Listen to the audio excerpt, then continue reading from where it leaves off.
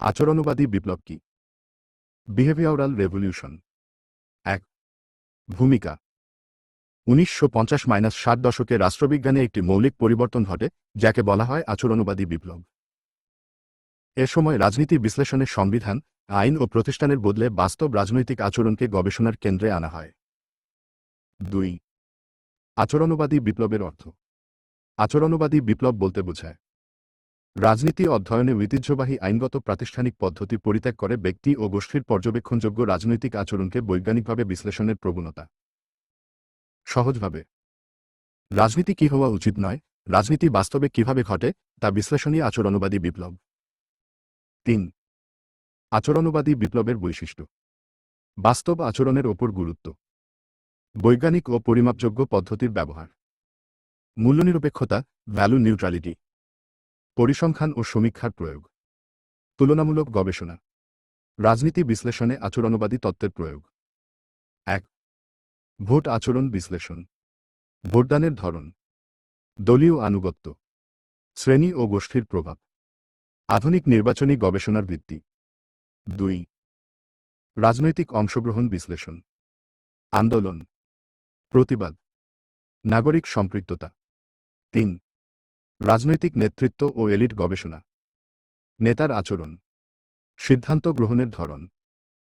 ৪. রাজনৈতিক সামাজিকীকরণ বিশ্লেষণ। পরিবার, শিক্ষা, গণমাধ্যম, রাজনৈতিক মনোভাব গঠনের প্রক্রিয়া। ৫. রাজনৈতিক সংস্কৃতি বিশ্লেষণ। বিশ্বাস, মূল্যবোধ, মনোভাব, আলমন্ড ও ভার্বার কাজ উল্লেখযোগ্য। ৬.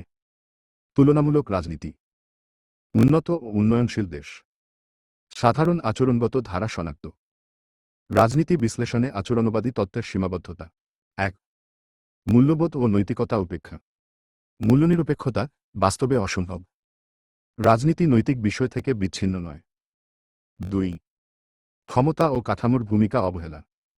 রাষ্ট্রীয় ক্ষমতা, অর্থনৈতিক বৈষম্য, আচরণ দিয়ে সব ব্যাখ্যা সম্ভব নয়।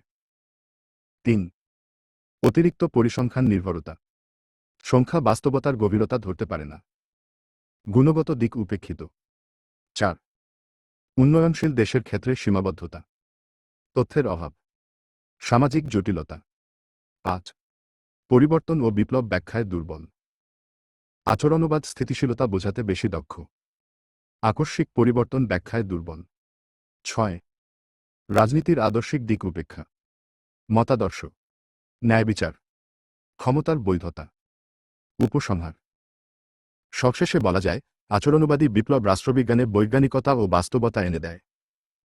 তবে রাজনৈতিক বাস্তবতা কেবল আচরণ দিয়ে ব্যাখ্যা সম্ভব নয়।